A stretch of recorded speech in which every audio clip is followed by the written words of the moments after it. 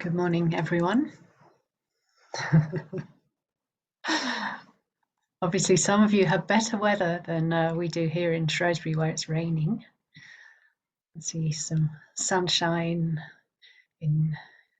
possibly in Cambridge, and some t-shirt weather in the Netherlands. So wherever you are, whatever weather you're having, good morning or good evening, as it is in Kempsey, New South Wales.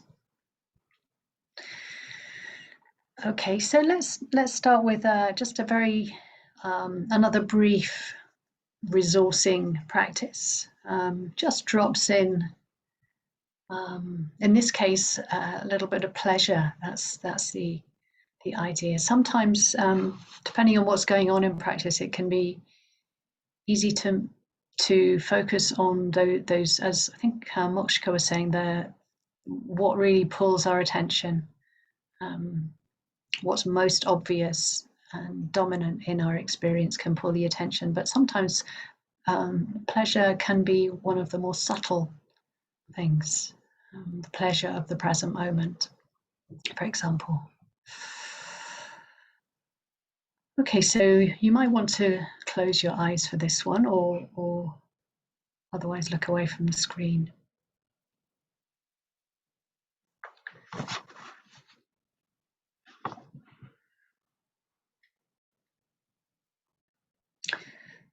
So just imagine your favorite color. Let that, imagining it might be quite subtle, it might be quite vivid, and it might be big, it might be small. But imagine that color, that you have this open, positive response to. Imagine it pouring through you in some way. Pouring perhaps from the top of your head down to your feet. Pouring over, pouring through you like water or wind. Over and again.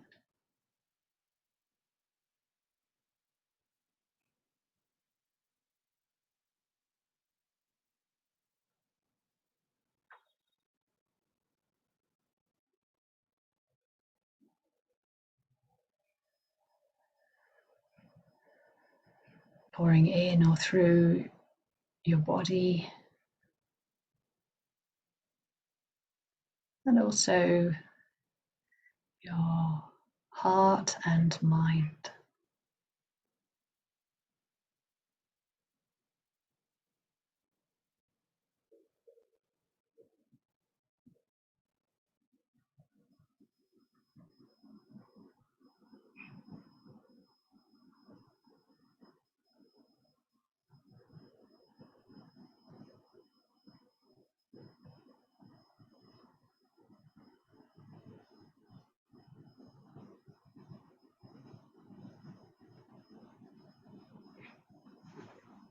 And then letting it go. Coming back to the screen.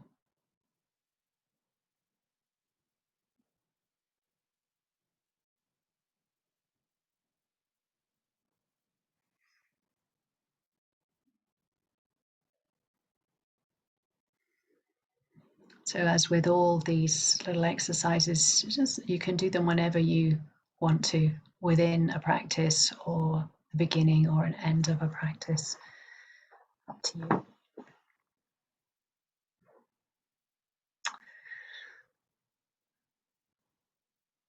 Before I forget, we've changed the sound settings on the Zoom once again. So yeah, we're working towards a good bell sound, a good without lots of hissing around the edges. So one or two of you might like to give a bit of feedback after the next time we ring the bell. If it's bad feedback, I think we'll just give up and do something else. Okay, so this morning I wanted to, yeah, you like the hissing. Okay, great. There's always that possibility. Yeah. Okay, so there've been a couple of questions coming up around thinking and the place of thoughts, and when the mind gets more discursive. And so it seemed like a good place to just talk this morning about the place of thinking and thoughts um, in the practice. And I came across a little quote by Joseph Goldstein who puts it very succinctly. And he says it's important to become aware, to be mindful of thoughts as they arise. Otherwise, it's difficult to develop insight into their impersonal nature and insight into our own deep-rooted and subtle identification with thoughts. So that's it in a nutshell, really, the importance of getting a handle on thinking and thoughts. And I'll say more about what that means. It definitely doesn't mean getting rid of thoughts or anything like that. But it does point to, I think that little quote points to just how much of our sense of self, that sense of me, comes through our thoughts. The world, we create our world. We create our sense of self, but we create our world through our thoughts, especially our unexamined thoughts. It's like they fly under the radar.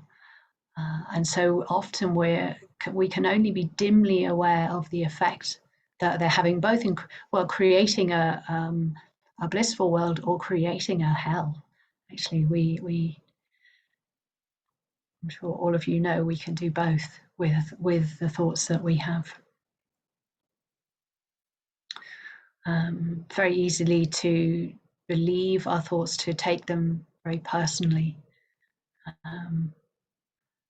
A range between I'm great and I'm rubbish, there's and all sorts of things in between. But yeah, we not only believe things about ourselves, but we believe things about others. But actually, what's happening is that it's a thought. It's not necessarily the truth. But I think sometimes because of the identification with thinking, there's a bias towards believing the thoughts, even when they're a rudimentary examination will show them to be quite inconsistent. Our thoughts are quite inconsistent with each other.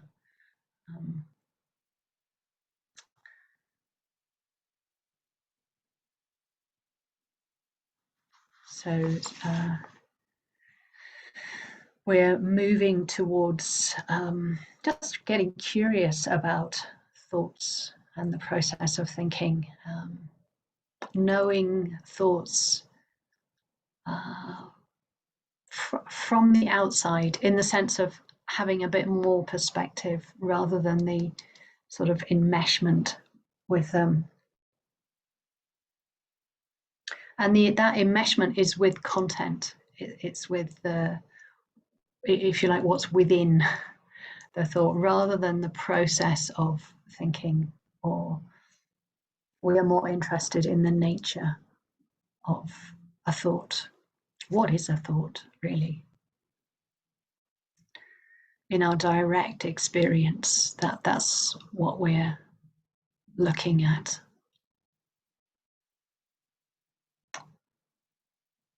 So as someone wrote to me, they said, we're looking for an awareness that thinking is occurring. And that puts it nicely.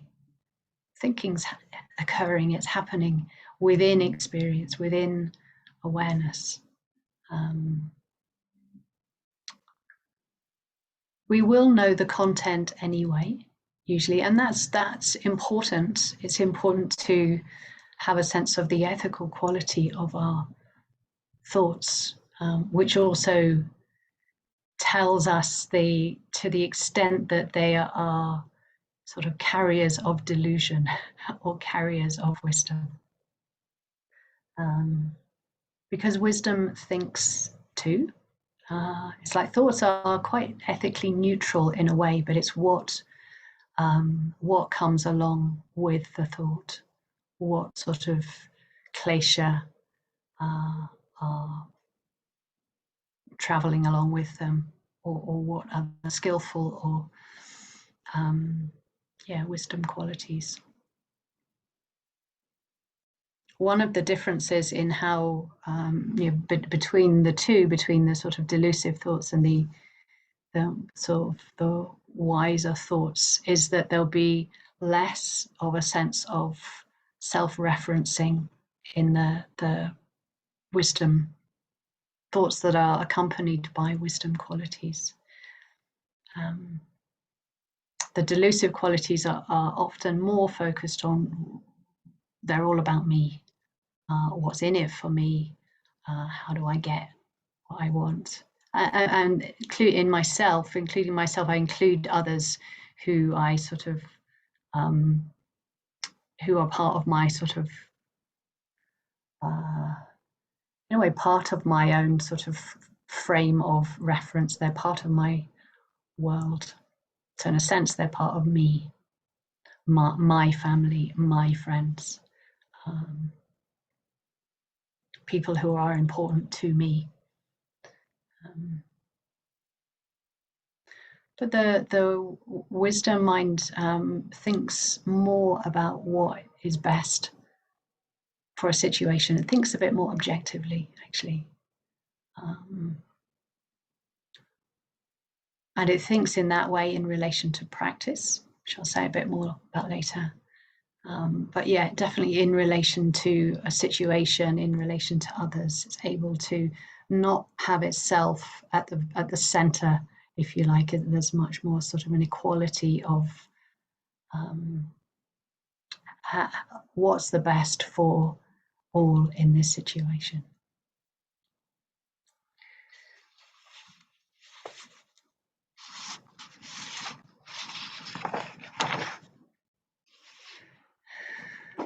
So thinking is a natural function of mind, thinking nature. And as you no doubt have a sense, think, if you like, thoughts have their own nature, which is to think, and they do it very well. Thoughts love to think. And it can be quite interesting to see what happens when naturally occurs in the mind at times that there's less thinking, or thoughts die away at times, or there's fewer of them. And what does that feel like? What does that feel like in the mind during those times? But it's important we don't make a problem of thoughts being there. As Ajahn Chah was saying in the reading last night, that some people have the type of minds that think a lot, that have a lot of thoughts, and other people have naturally quieter minds. Sometimes you can associate it with high energy being and a more sort of quiet, lower energy being. Maybe even prone to the low energy, perhaps prone to sleepiness, and the high energy perhaps prone to restlessness. You can maybe make some of those types of generalizations, but they are generalizations. But probably many of us have, we all have thoughts. We all have thoughts. So maybe they just vary in degree.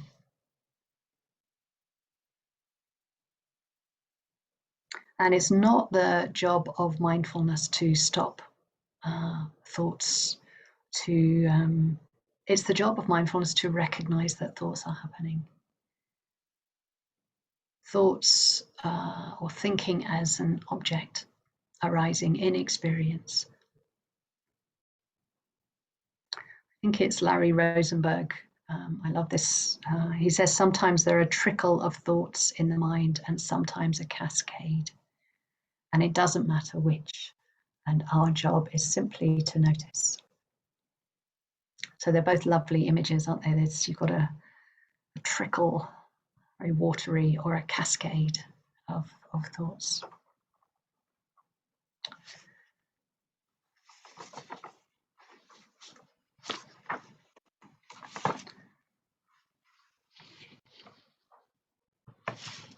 So I think I was saying yesterday, it's important to,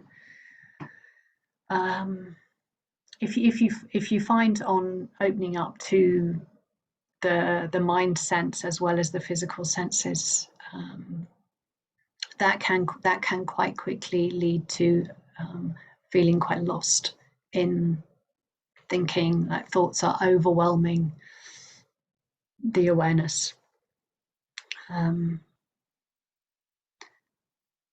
And we end up sort of creating stories, and they can carry us off a long way. So it's helpful to ground in the body, just make the physical senses an anchor for experience, and then just open up every now and again to thoughts. Watch the mind for a bit, and go back and forth between a more tangible and easier object, like the tactile sensations of the body or the breath, and a more subtle and difficult object, like the breath. Sorry, not the breath, the mind and thinking.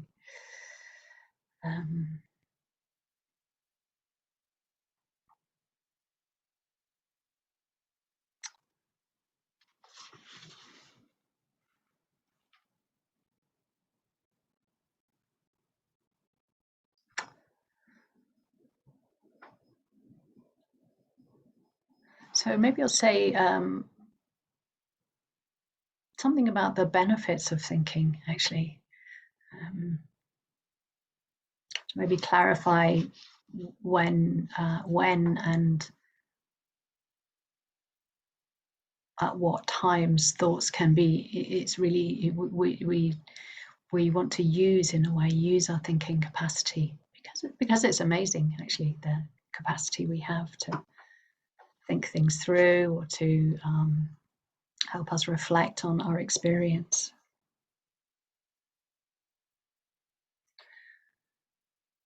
So in the practice, hopefully you're already using thinking to some degree, this sampajanya, or clearly knowing. I was suggesting that we can use questions, or drop in questions like, what would be helpful now? What's needed in this moment? Or simply, what's happening now? And they can be very useful questions when either the mind starts to get overwhelmed, and we've lost awareness because we're caught maybe in some sort of story, or the mind has just sort of been associating from one thing to another, and ending up just feeling a bit confused or a bit lost.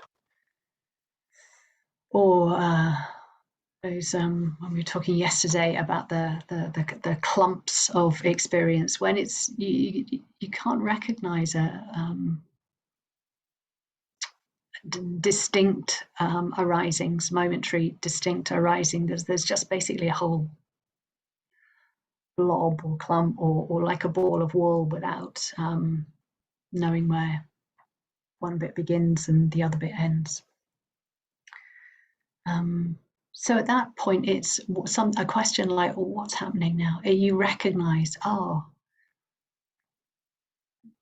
big blob in the mind, or confusion.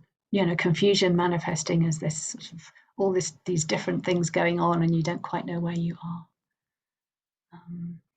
So a question can just help you get some perspective on that, on what's happening.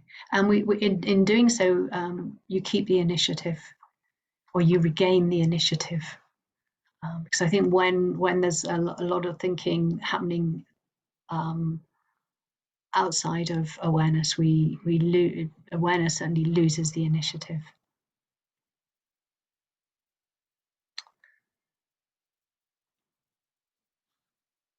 And the other time in the practice, when we're thinking can be really helpful, is just reminding yourself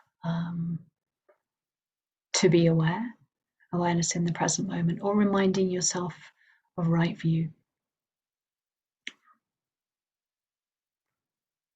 And sometimes, because right view is a little bit can feel a bit abstract to the mind, it sometimes takes a few more thoughts or a few more words to, in a way, drill down to, oh yeah, what am I trying to do here? What do I mean by this?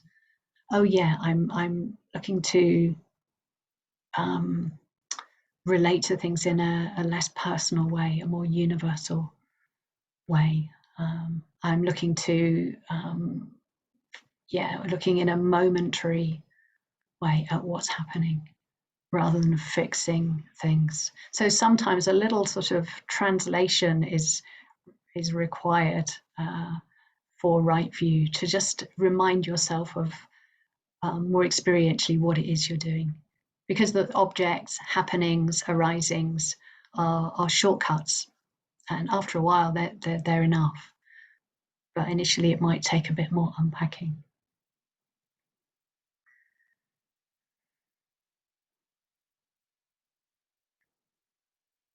So one of the questions that I've received was around right view leading to a more discursive mind, and was that in a way, was that quite common that happened? So I think it depends to some way what you in some ways what you're comparing it to. If you're comparing the mind that's doing directed practice, where perhaps there's a simple focus on the breath, then you do have more of an expectation that thoughts will be one of the things that over time drops away as the mind gets more integrated. There's more samadhi, the concentration becomes fuller. So in this practice, the mind doesn't feel so still or so quiet. It's not what we're aiming for. In fact, I was reminded during the practice that Mokshika led yesterday of, there's a couple of sort of helpful phrases. One is a panoramic awareness, and the other is global awareness. And this is something that comes about actually when awareness is becoming more continuous and it's becoming stronger. We're actually able to take in more objects.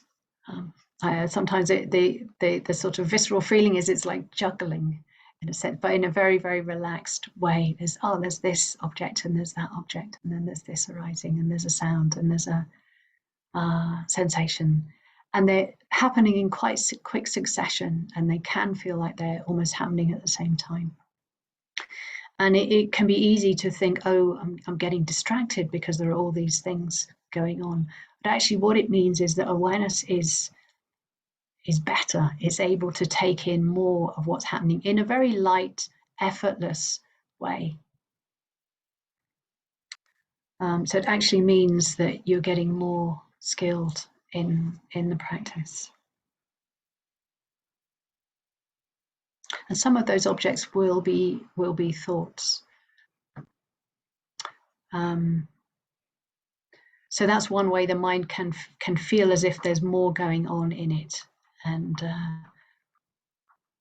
in a way just countering the expectation that the mind will overall be getting quieter.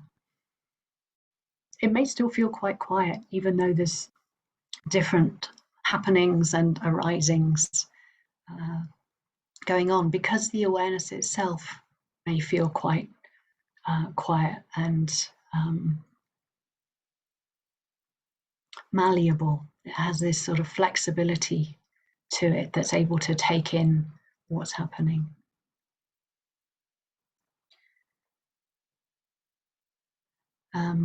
But also, I think if you, the question was particularly about thinking about right view leading to discursive mind. And I think there, if you can, in a way, what I've said previously, just keep that quite brief, but sort of what are the ways, how can you translate objects into something that's meaningful to you, that suggests something a bit more objective, something a bit less identified with what's happening.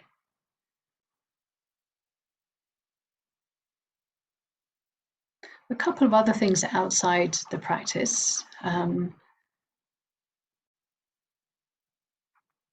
I think it can be important to just take time when you're not in formal sitting or walking or lying down to think about the teachings and how they translate into the practice.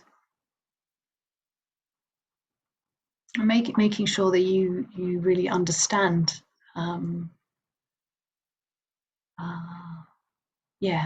understand the teaching of conditionality, understand the lakshanas. You don't have to understand them in a very complicated sort of way, but some sort of thinking through the teachings, and also thinking about how your practice is going, thinking about how you're working in the practice. What did you learn? And you'll get more skilled through doing this, through, again, taking that slightly more objective view on what was going on in that practice. Did awareness feel like it got more settled during that practice? Or where did I get lost? And not so much about the content. You might recognize there was something persistent in the mind. Yeah, but we're building up our skills in learning to watch the mind and reflecting and sort of recognizing what happened, and maybe thinking about what you might do in that situation another time.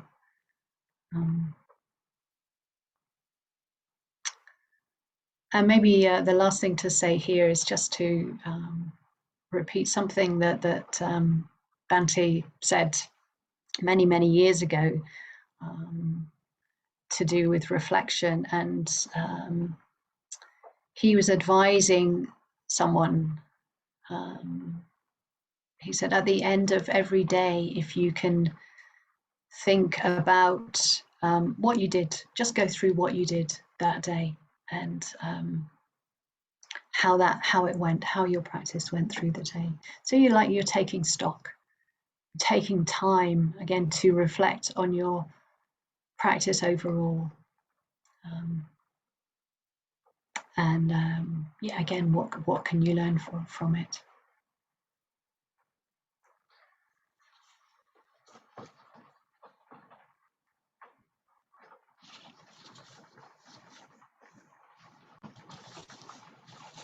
One of the ways I think that we do that, in a way, thoughts are so seductive in practice as well as outside of practice is that we think that this is the only way to work something out. We need to try and understand what's happening. We need to sort it out. And actually, often we can just we can tie a knot tighter through doing this. But we can have the idea in the mind that if we can fix this, if we can understand this, then we can put it down, we can put it to rest. But the awareness has a different way of working, and Sampajanya has a different way of working. Sampajanya might simply say, is it necessary to think about this? Necessary. One of Utejani's little phrases in his cute pidgin English, necessary or not, is say necessary or not to be thinking about this at the moment. Okay. And sometimes the mind can just let it go.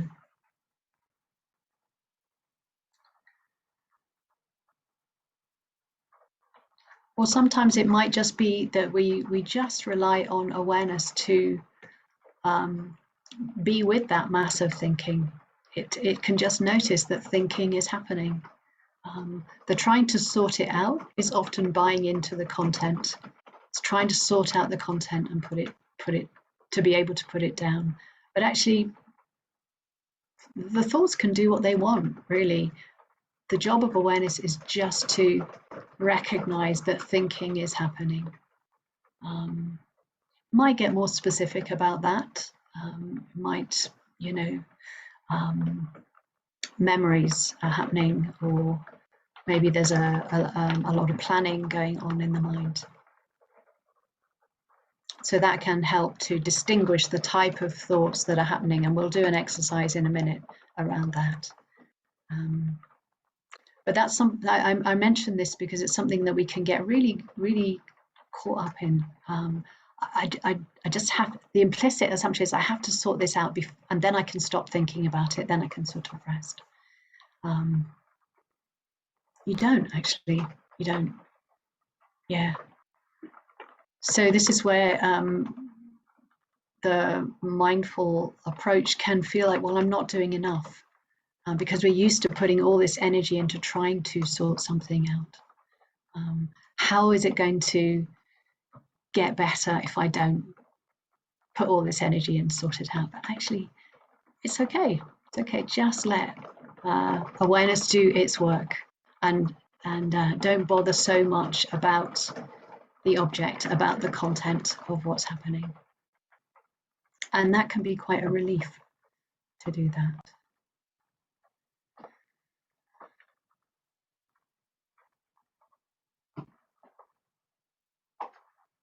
Okay, so I think we'll do a shortish practice before we do anything else, and I'll lead you through a practice where we just label, give a light mental label, a bit like a count. Some of you may have done this before, to the different sort of functions or categories of thinking, or some of them that are going on. So things like remembering and planning, anticipating something happening, fantasizing about something going on, judging. Can be a lot of judgment around thoughts, either the content of the thoughts or judging the experience that we're having, or comparing to others, or comparing to our own experience. Comparing the practice to how we were this morning or yesterday, favorably or unfavorably. It's just comparing mind. That's all the mind is doing. Don't really need to worry about what it's comparing at the moment. One of my favorites, which I think is linked to delusion more than anything, is the can't be bothered mind. It just won't quite engage. It's can't quite be bothered, but recognizing that, labeling that, it shines a light on what's happening, and if you like, it shines the light from the perspective of awareness, of mindfulness as a skillful mental state. So it recognizes, actually, can't be bothered mind.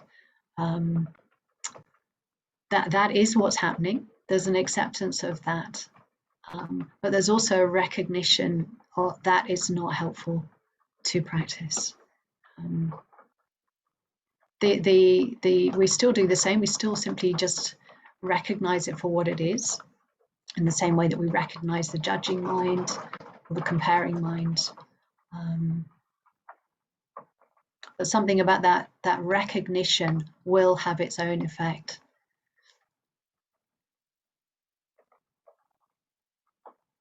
Okay, repeating, that's one other. I don't know if the research has changed, but I do remember hearing quite a while ago that something like 70% of our thoughts are we've thought before. I think, again, it's part of the thinking mind. It likes to, if it hasn't got anything new to think about, it'll think about what it's already thought about, just to keep itself going, really. Okay, so that gives you some idea, and I will sort of drop these in during the meditation. If you'd like to set yourself up comfortably.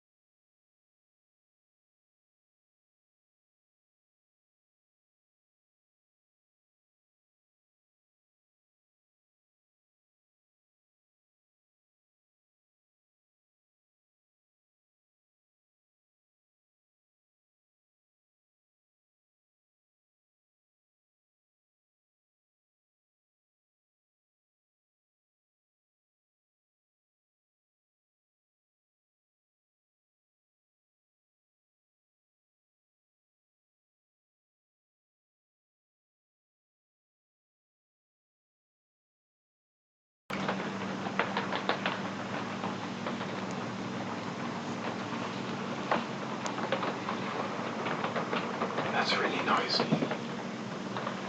Is it?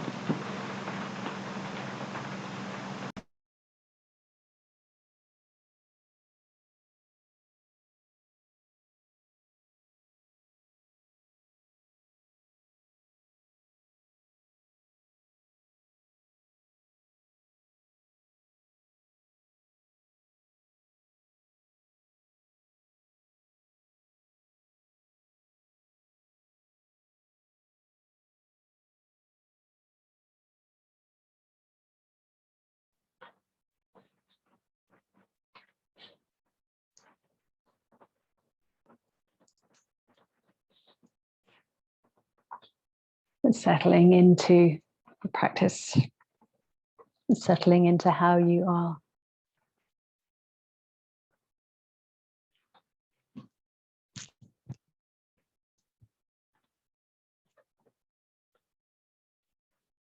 Various sound objects, maybe objects of seeing.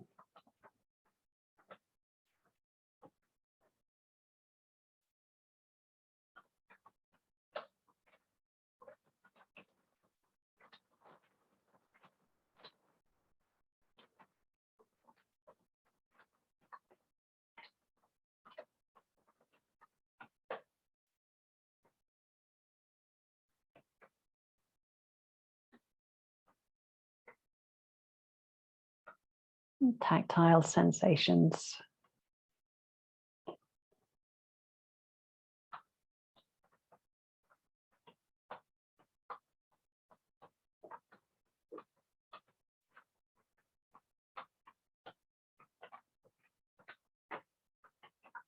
You're settling into experience, whether it's predominantly pleasant or unpleasant in this moment.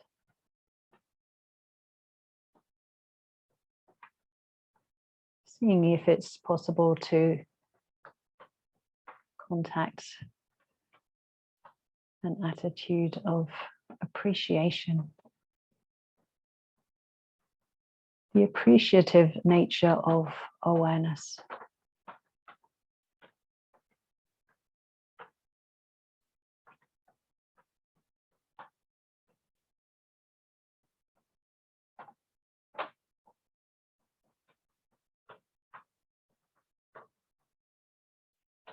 Whatever's happening, mindfulness is open to it. Not resisting, curious,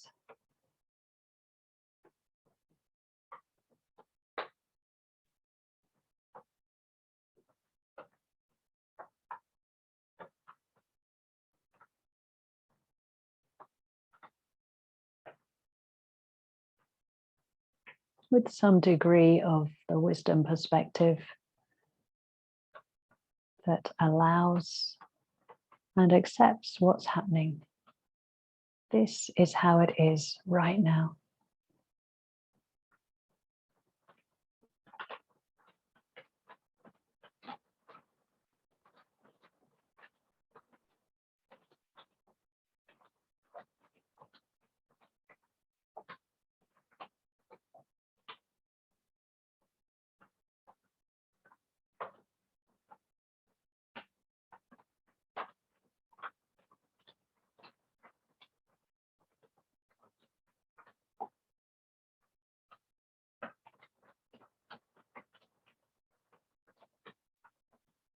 To the extent that we can connect, even momentarily, with an appreciative, accepting awareness. It helps create spaciousness, kindly open perspective of awareness.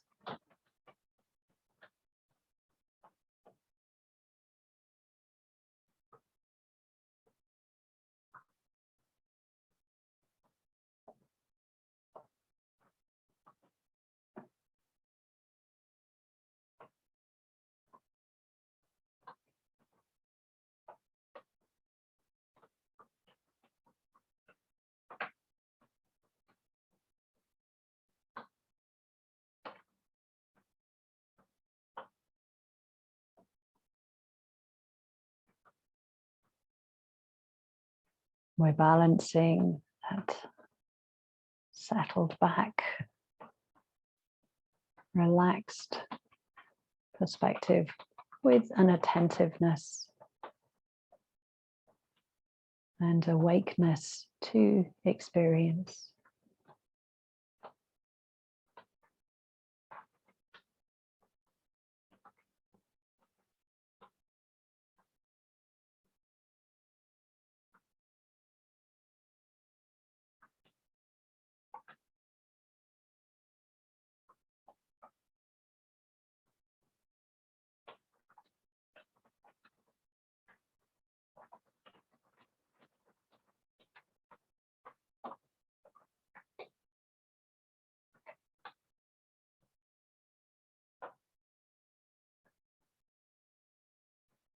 Without trying, just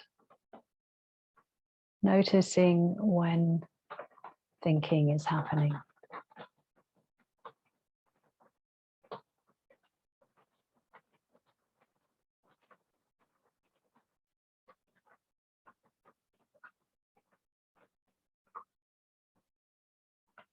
Remembering not necessary to reach out to thoughts or to jump on thoughts.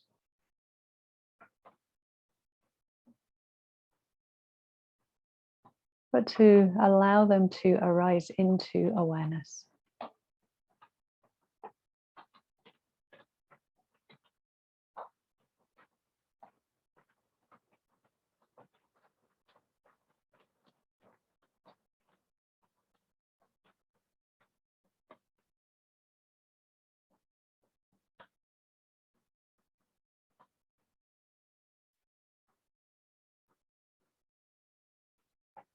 You might notice some thoughts towards the beginning of their arising, and others much later, or towards the end of several thoughts.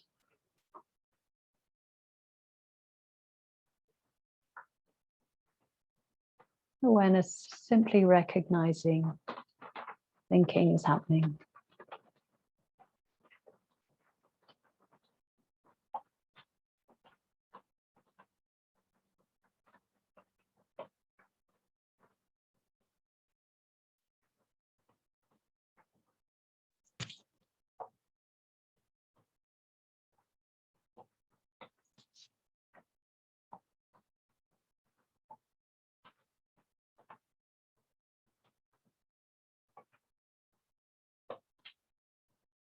And if you'd like to try it out, you can move from using the general label of thinking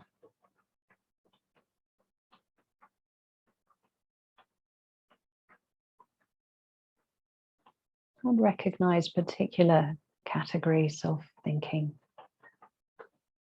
particular ways that the mind is working.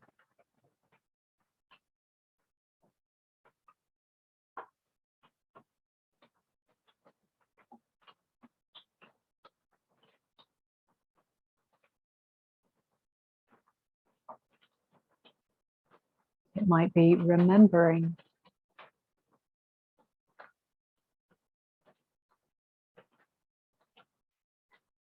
And so rather than go into the content of a memory, you simply recognize that remembering is happening.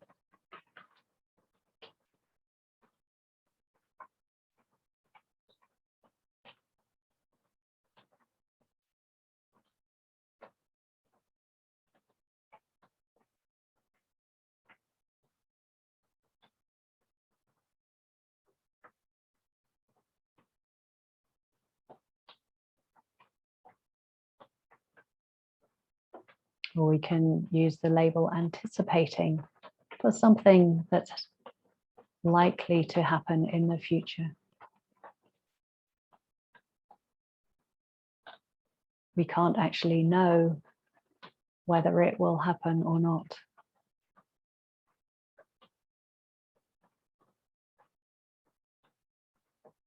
Anticipating is happening.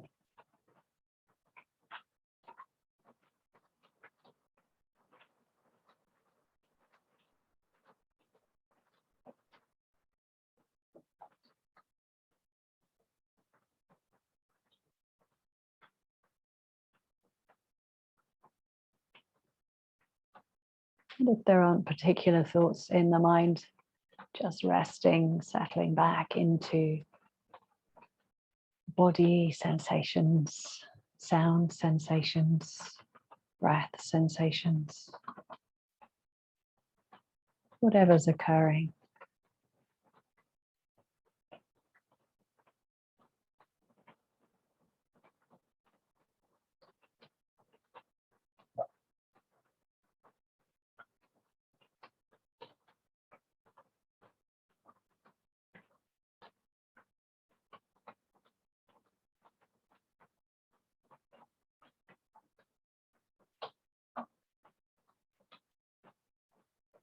Notice the mind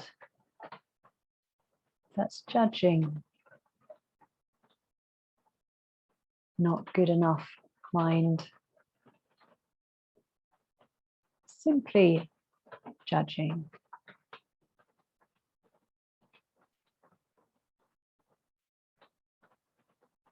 We don't have to believe the judgment or buy into it.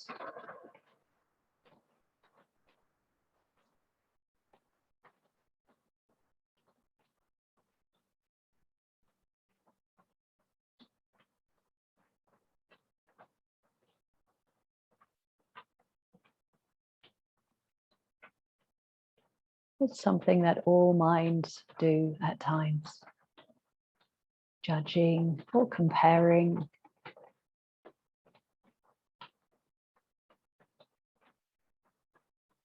And the job of mindfulness is simply to recognize this happening.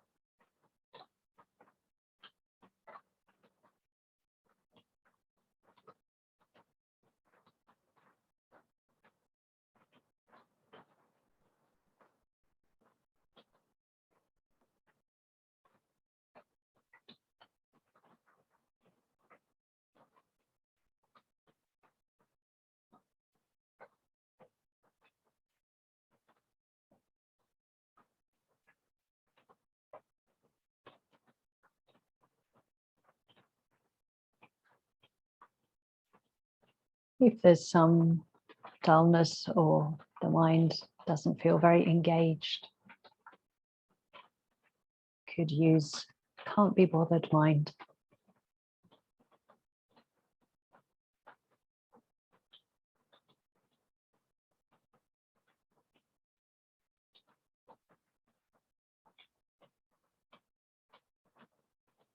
And as you label it, recognize it, feel into the quality of that mind.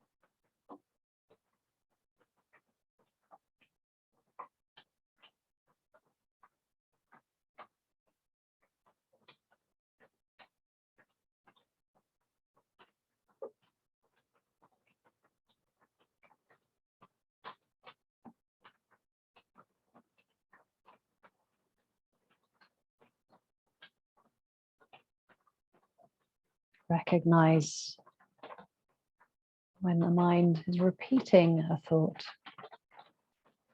repeating mind.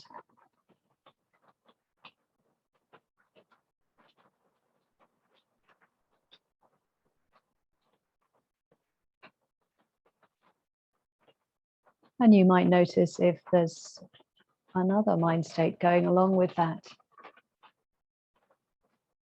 Perhaps there is the flavor of anxiety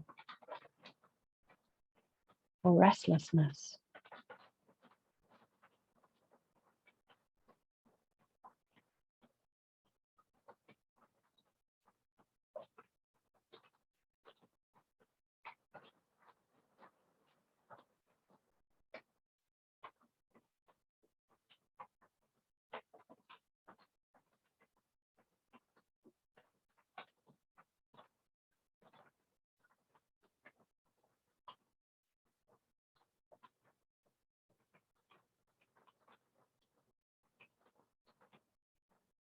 And if you start to have the feeling of chasing thoughts, becoming overwhelmed by thinking, just simply settle back.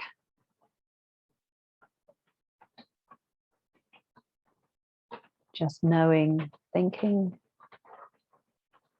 will turn your attention to a more neutral object.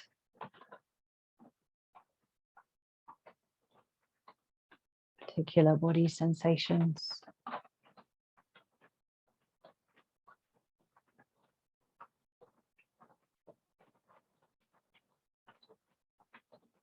Sensations of hearing or seeing.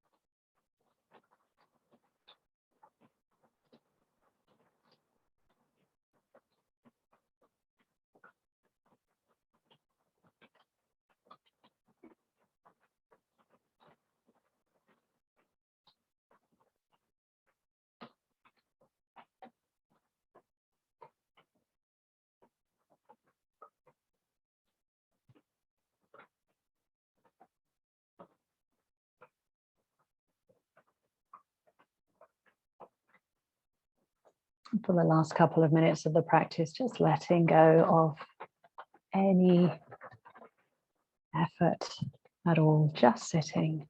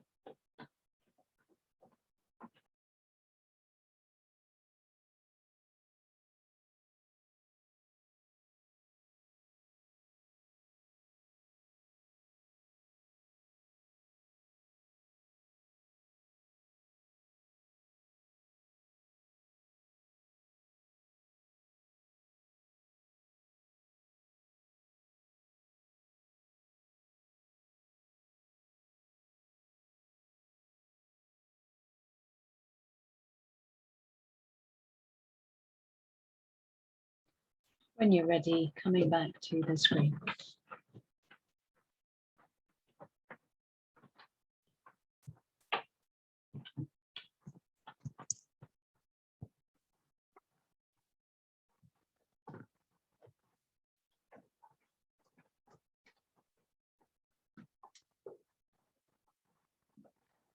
I think you weren't the only one who didn't hear a bell, Rachel.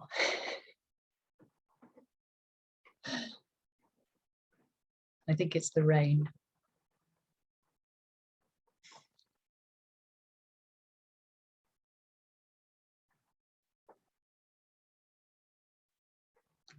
So we'll have a break in a few minutes, but anyone who'd like to say anything about that practice, or who has a question from anything that was said earlier in the morning.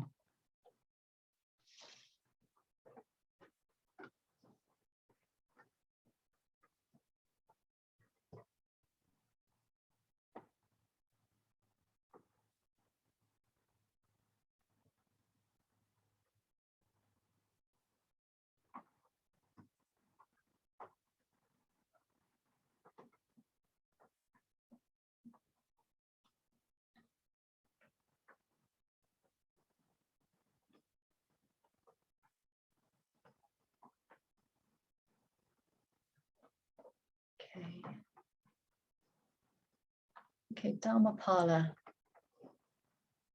you're muted at the moment.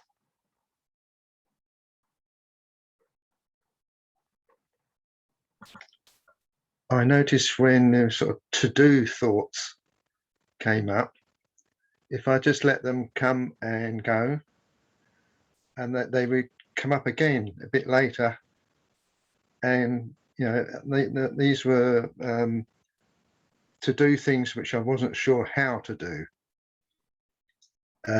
But as it came up again later, more of a solution started to, or possibility started to come up, and then it went away, and then a solution appeared, later on. But it went through a number of times like that, but each time became clear about what I could actually do without having to actually sort of think about it. It just sort of happened quite naturally. Yeah, that doesn't surprise me. Yeah, that's great. That's certain sort of allowing something to work itself out without interfering, just being aware of it. Yeah, great. Good. Samashuri, you had a comment. Let me just, you said something like there are so many types of thinking. That's what you said. Do you want to say anything more about that? What you noticed? Yeah, I can do. Yeah, I think I was just noticing all the different types of thinking that was happening. Like there was a lot of naming of experience. So I'd hear something and immediately a thought would come up, oh, that's this or that's that. And thinking associated with emotion. So emotion would come up and immediately a thought process would happen around that. And just very anxious thoughts about the future and remembering I think it just reminded me that there are so many different ways of thinking in this short space of time. Yeah, great. Yeah, good. I'll probably say a little bit more about that after the break. Jody, you've had your electronic hand up for a little while. Yeah, hi everyone. I was remembering, so I noticed remembering, and then I noticed that I started a story around what I was remembering, and it really made me smile. I kind of was laughing to myself for a while, and as I realized I was doing that, I could just observe that I was remembering, and it was much lighter. And the moment just this week, it's happened that I didn't necessarily plan to happen this week, was I'm needing to make a decision about something fairly big that I to buy or not to buy, and so it's quite a challenge not to have that repetitive thinking and not letting it go at any point. So I was noticing that and doing fine for a while, noticing those thoughts of planning and working it out, as you said earlier, getting sorted, which that's quite a thing for me. And then it kind of took over and I was sorting it. I was getting ideas, but at least I noticed it. And I have also found the seeing and not looking really, really helpful.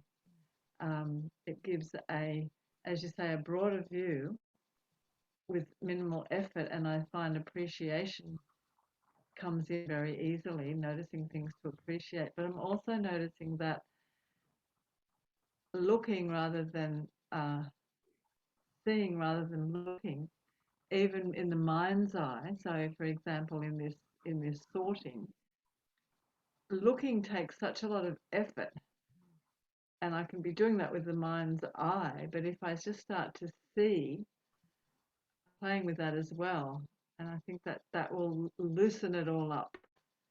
So I'm particularly finding looking and seeing very helpful broadly in various ways. Thank you. Great. Thank you.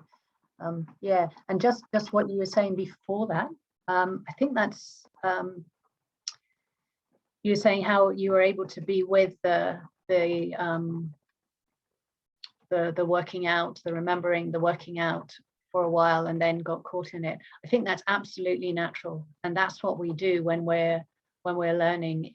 We're able to do it, and then the thinking is a very strong habit, so it comes in. I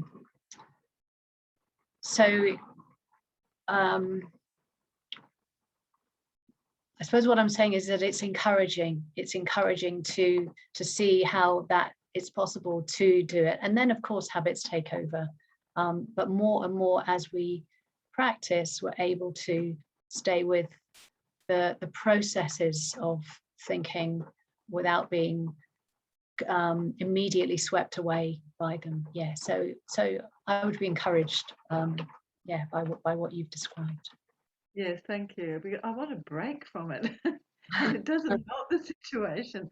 So that is encouraging to at least have some glimpses of that, and not be attached to those glimpses becoming, Yeah, absolutely. Thank Yeah, you. they're dependent upon conditions, and all we can do is just sort of just put the conditions of interest, of being willing to sort of learn about the practice, observing what's happening in the mind. All those things are conditions that will help us to be able to be more aware of what's happening. Yeah. Okay, John, do you want to say something, and then we'll have a break? Yes, thank you. You often talk about seeing what is really happening, what is really going on, the truth of the moment, be in the moment. And I think I've often thought, or tended to think, that we're looking for some great eternal radiant truth to suddenly appear from all the stuff that's in the clumps in our head. But in fact, if I hear you correctly, you're saying, well, whatever is happening, that is what's happening. Whatever's in your mind now, whether you deem it good or bad, or a problem, or I shouldn't be thinking this, or I shouldn't be doing that, or why am I thinking this? That is, in fact, what is happening. And what, if I understand you correctly, you're saying we should look at that objectively. It is something that has arisen. We don't need to personalize it. We look at it with curiosity, with interest. We let it pass. That is what's happening. That is the importance of what is happening now. That is what is in our head. That is it. It's not something great, big, eternal truth or huge bright light that's suddenly going to appear if we meditate very hard. It is simply seeing what's in our head, but without personalizing it. Am I kind of wide of the mark here, or is it? No, I said to say a couple of things. One, I'd just be careful about the in a way, there's seeing it, what's in our head, Right, in our experience, rather than in our head, if you like. Right. Even though quite a lot of the senses are based around the head, we don't actually. I've got a great reading. Actually, I'll read it. But we don't actually know where our thoughts are. We can't really say where they are happening, but we can experience them. We can experience them. Just a little thing. So yeah, we are looking to see things more our direct experience as we know it at the present. But in a way, we're setting up conditions that help support awareness and help support wisdom. So we just do what we can in the moment to see clearly. There may not be bright golden lights or whatever, but wisdom brings about a shift in perspective, which can be the equivalent of those golden lights, or it might be like Shenpen Hookham was describing, just little glimpses into another way of being. So really, the practice is about setting up conditions so that when awareness and wisdom build some momentum, or right view builds some momentum, and we don't know when in a way the fruits will rise from that. We just have to sort of let go of any particular sort of outcome. But yeah, we're setting up conditions so that if you like, we see more clearly as time goes on. Yeah. I'm just thinking of a little quote from Analio, if I can recall it. It's something about practicing in the present. We don't get preoccupied with the goal of awakening, of enlightenment. We do have some. We're aware that there is a goal, if you like, though, but we don't get overly sort of preoccupied with it. But it's not that we are only with what's happening, because we've got that Dharma perspective in the mind. We've got some sort of right view. Yeah. hopefully that goes some way to. Okay, thank you very much. Yeah. Okay. Rijumoni, going to have a break very soon, but if you've got a fairly brief one. Just very quickly, I had this sense in this practice that I had different types of mind. In fact, sometimes when you just kind of labeled it, I went, oh yeah, I also have that. Oh yeah, I also have that. So I kind of felt the practice was quite, for me, about labeling. And then I had this sense that what was I labeling? I was labeling the type of mind that I had at the time, but in a way I could kind of direct it. In fact, your leading was directing my labeling in a certain type of way, and it felt that the different types of minds, so you wrote anticipating mind, judging, comparing, can't be bothered mind, were almost like different types of curtains, net curtains, heavy curtains, whatever.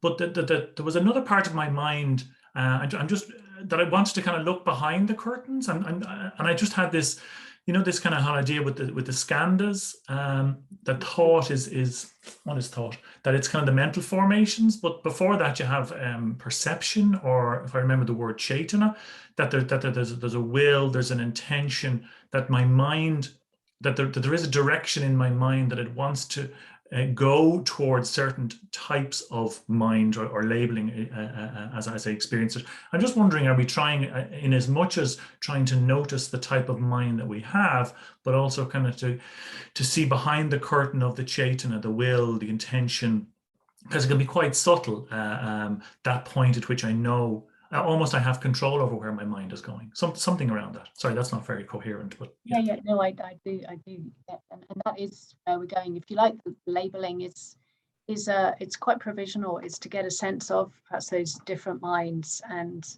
it also can help not being so carried off into stories, if we're able to sort of ring fence them slightly. Oh, this is remembering, this is planning, blah blah. But what you're describing is that curiosity about the nature. What is the nature of a thought, and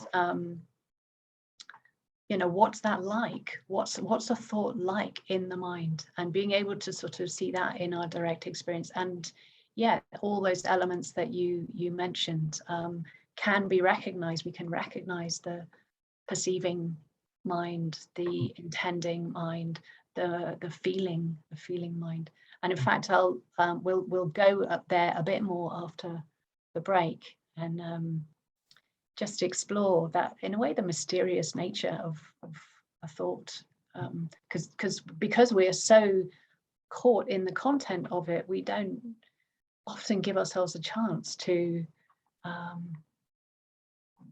be with the much more subtle aspects of how a thought comes into being, and then how we give it so much power.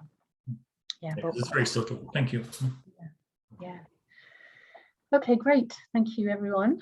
So let's break for we've got 14 minutes today. Let's come back at on the hour, 12 o'clock UK time, and see you then.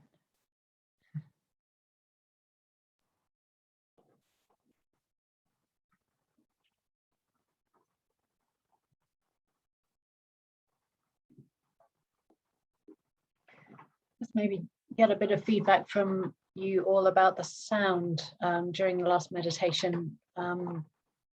Because of the rain on the cabin roof, it sounds quite loud to us in the cabin. I don't know how loud it is to you, and I don't know how much it blocks out what I'm saying. So maybe give me a thumbs up if it was okay, or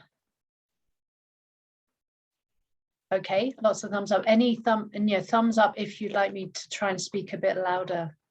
Would that be helpful? Is that necessary? No. Okay, great.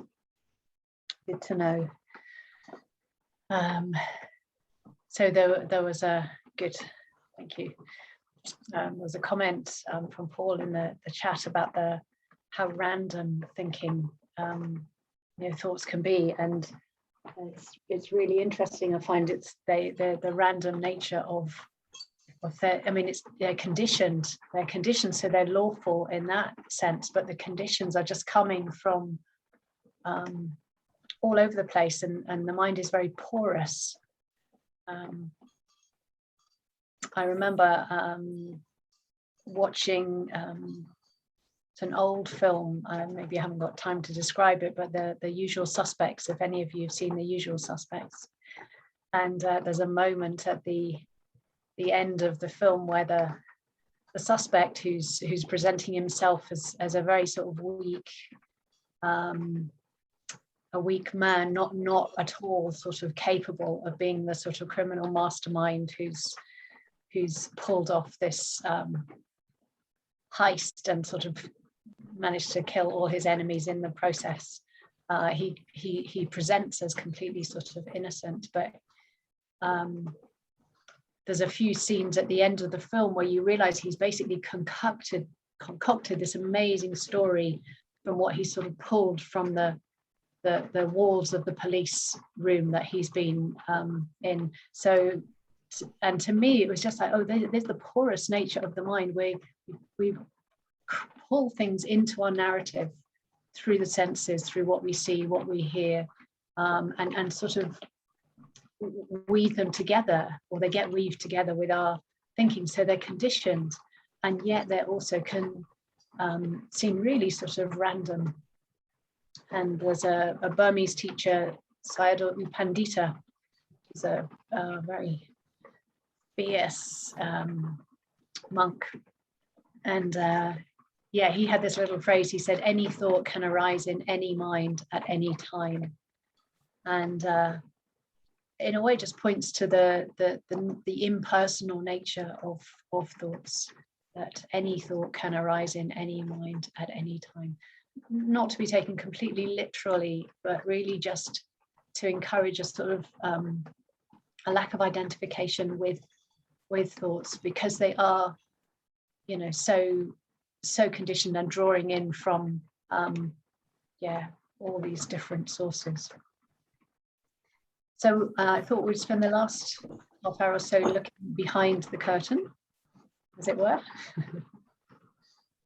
So I'm just going to lead us in more a sort of led meditation, reflection, investigating the nature of thoughts. So I'll just drop a few things in and leave space for you to just, in a way, you know, just allow what's arising for you to be explored or investigated in this very receptive way, simply by just noticing what's happening.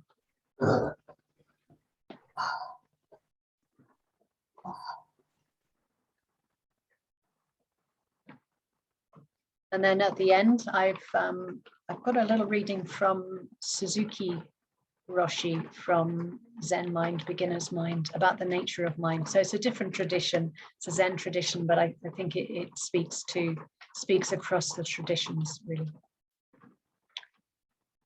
Okay, if you'd like to just set yourself up to sit or lie down or stand. Actually, probably going to do a introduce standing meditation this afternoon, but you can get a head start if you want to.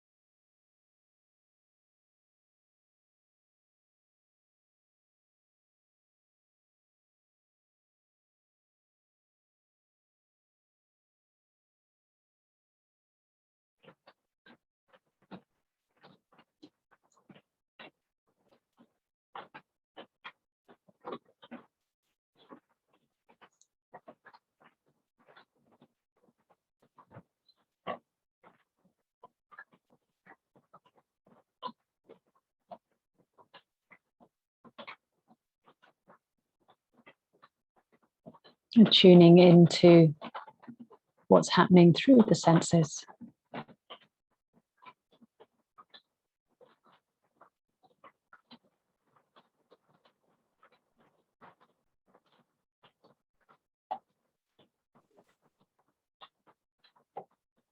And sound can be a helpful way into the receptive nature of awareness.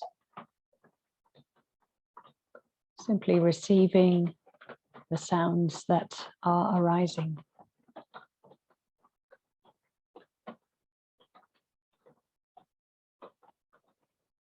Appreciating the mind, the awareness that's taking them in.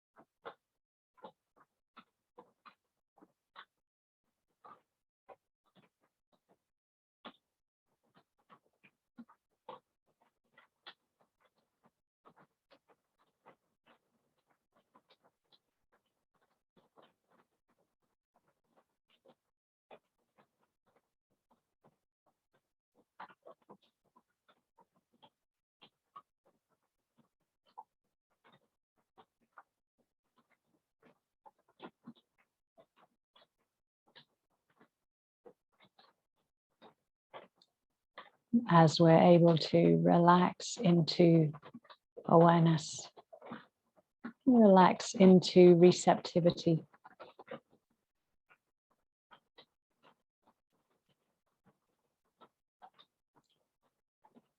Relax into the present moment.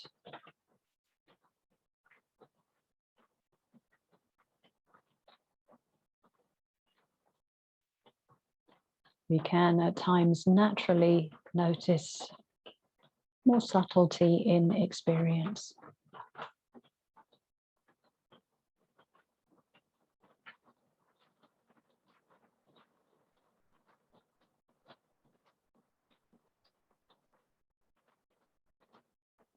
Subtlety of sounds, of sights.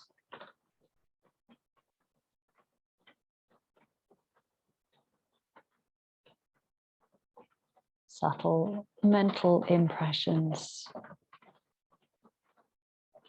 movements of mind.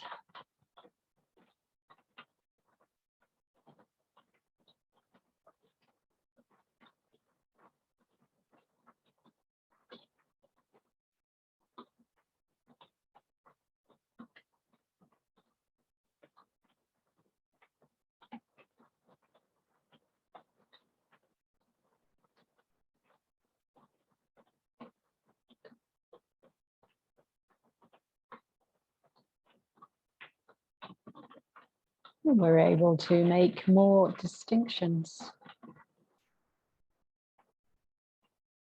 Different types of thoughts.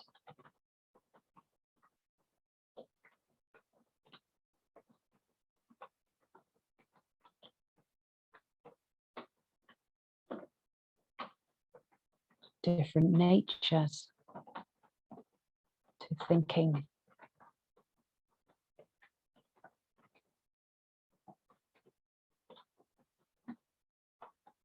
You might notice that some thoughts are quite loud in the mind, quite obvious, with a strong sense of intention behind them.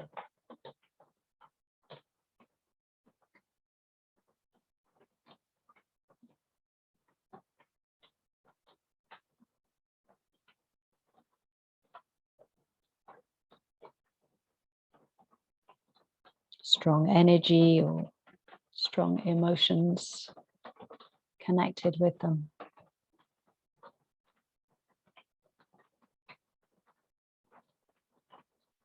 Or perhaps a stronger sense of self.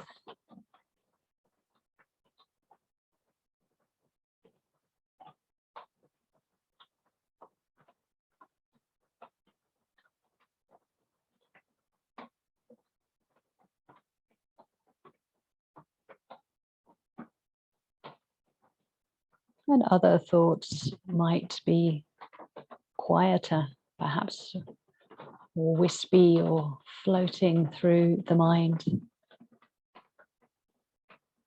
Threads that are loosely connected, whether or not we can see the connections.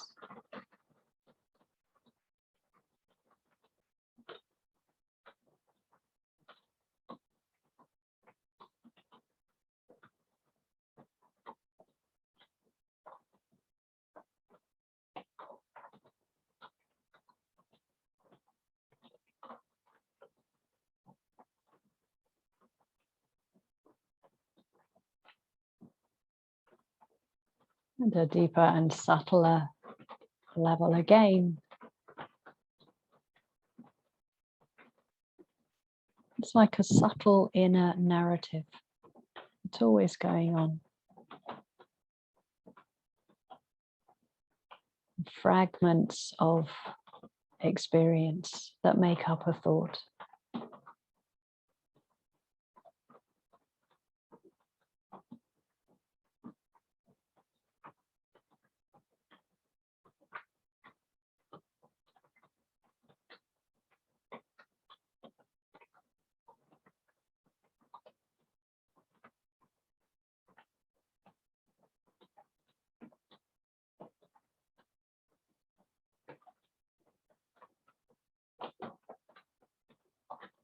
And perhaps holding open the question very lightly, what does a thought feel like in the mind?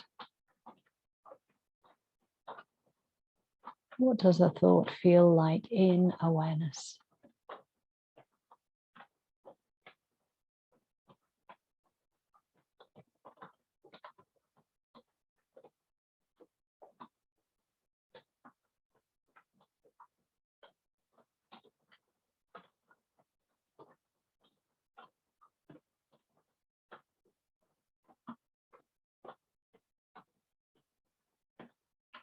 A thought isn't just words or images. All sorts of fragments of experience come together to form a language.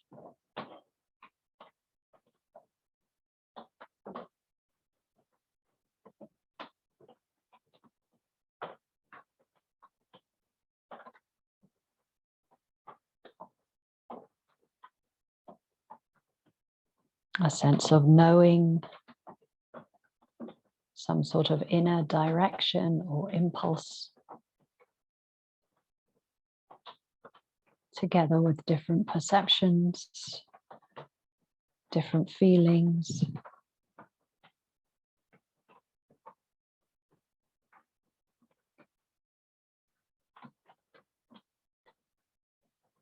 How is it that you know that you're thinking?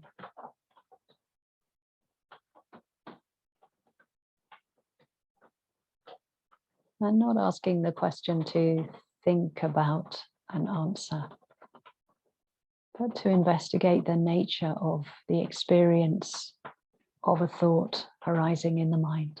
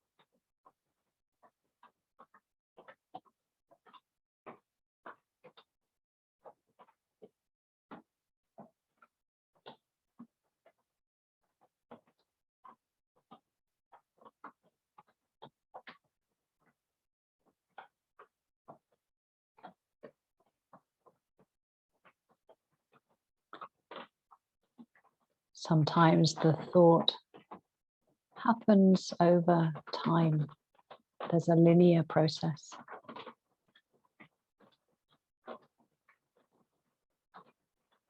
And at other times, perhaps there's just a word or two or an image or two, and the whole story is known immediately.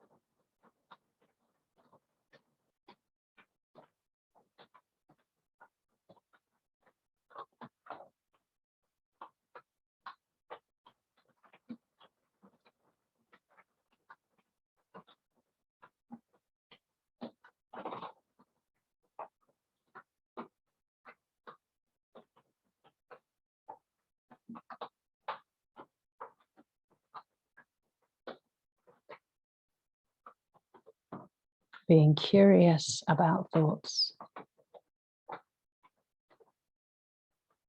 Allow a thought to fall apart under a soft, curious, open, and attentive awareness.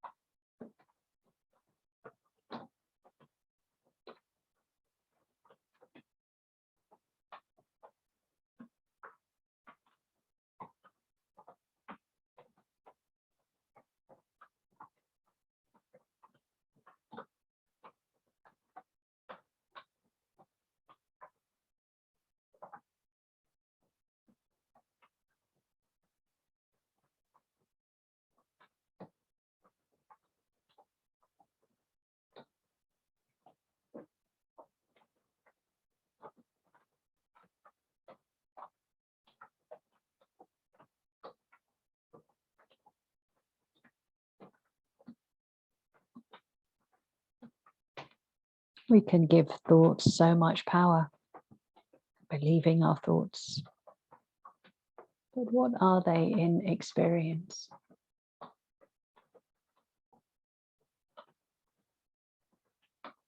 How transient are they?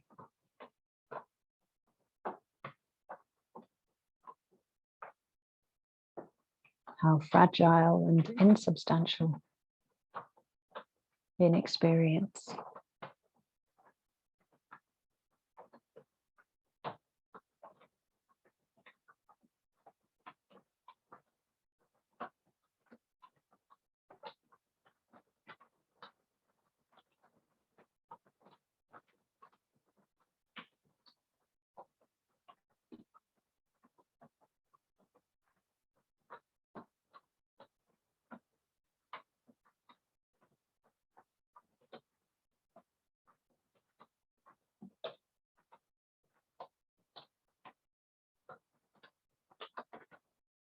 Just knowing a thought as a thought.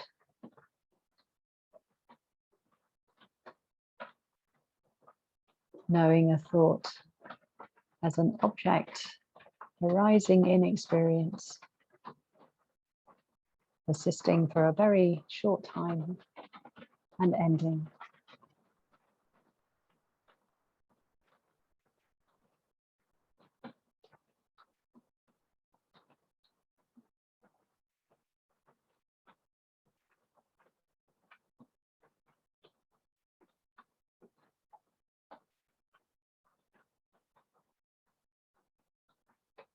Noticing thoughts from a place of relaxation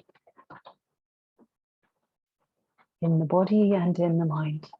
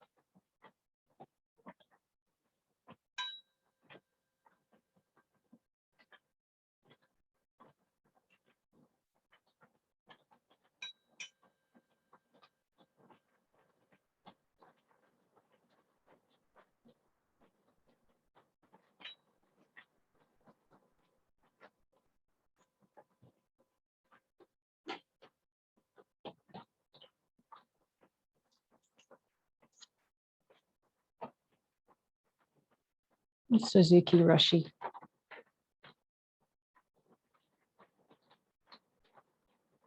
When you are practicing Zazen meditation, do not try to stop your thinking. Let it stop by itself. If something comes into your mind, let it come in and let it go out. It will not stay long. When you try to stop your thinking, it means you are bothered by it. Do not be bothered by anything. It appears that the something comes from outside your mind, but actually it is only the waves of your mind. And if you're not bothered by the waves, they will become calmer and calmer. Many sensations come, many thoughts or images arise, but they are just waves from your own mind. Nothing comes from outside your mind. If you leave your mind as it is, it will become calm. This mind is called big mind.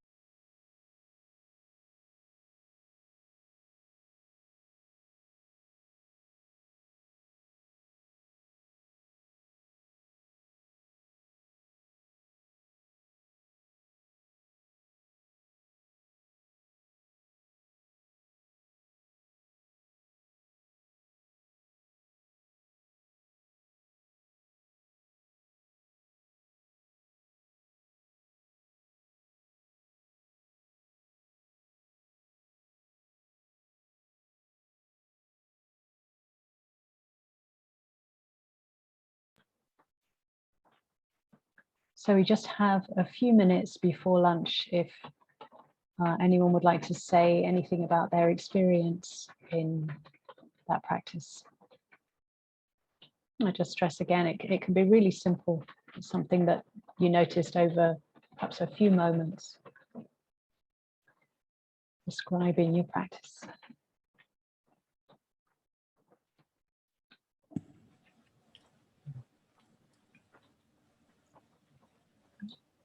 Alan. Hello. Hello. Thanks for that. That was very, very interesting stuff. I noticed a great many thoughts at the beginning and just really enjoyed the waves calming down, as you put it. I just really, really enjoyed that. And the sound of the bell at the end with the fluttering around the edges, I got the image of thousands and thousands of thoughts on wings fluttering about, trying to escape. Yeah, it amused me, that. Lovely. Thanks. Thank you. Great. Anyone else? Maitri Daya. Yeah. I changed my view. So I'm sitting out sort of outside in the garden home. And what helps me is looking, just seeing. But what I feel in the heart and the throat is just a resistance to let go. Mm-hmm. So there are thoughts and I can see them but it looks like there's a resistance in the body of letting go. Yeah. Letting go of what? Letting go of the thought, or letting go of the maybe it's something like something like a rush, or that I need to do things, and I can see the thought, but there's something in the body what's still quite struck, or yeah. So, if I've understood this correctly, that yes, along with a thought, other things go on. So so it will be how it feels in the body is part of that. And maybe there's an emotional component connected with certain thoughts. So in a way, all of that can be, it's all part of the experience. So it isn't necessary to let go of the thoughts, but simply to notice in a way, these different. It's quite unpleasant. So then we need to be quite gentle. Quite gentle and allowing. Okay, this is simply what's happening right now. Can I be with that? And if it gets too unpleasant, then maybe finding something that's a little bit more neutral or pleasurable just for a little while. But as long as if you can stay with it without the resistance in the observing mind, in the aware mind, then that's okay. Thank you. Right. Thank you. Sorry, Pranya Shishya, did you have something? I had a whole flurry of thoughts, and it was really odd because I just noticed them coming up. Some were images, some were thoughts, but they were like, felt really insubstantial. They were like butterflies. They just sort of flickered up. Sometimes they stayed for a while, but it was just the sort of, they had no depth. It was quite extraordinary, actually. Yeah, great. Yeah. Could you have a sense of what the quality of the aware mind was like? That's a good question. The mind that was knowing this very subtle, quite beautiful experience. It was just watching. Yeah. Sometimes it got a bit taken over, but then it was just able to watch and just, it wasn't bothered, actually. I think that's what it was. It wasn't bothered by all these, it was just like, it was just thousands of them, like little butterflies, but it was okay, sort of thing. It's a really interesting experience. Yeah, great. No, I think what I was picking up on was that sense of the knowing mind, the observing mind,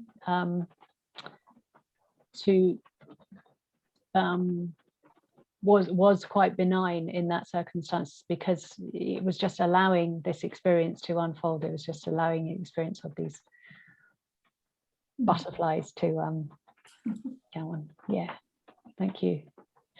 We probably just got time for one more. We're slightly over time now, but so Annalene, I think you had your electronic hand up a little while ago.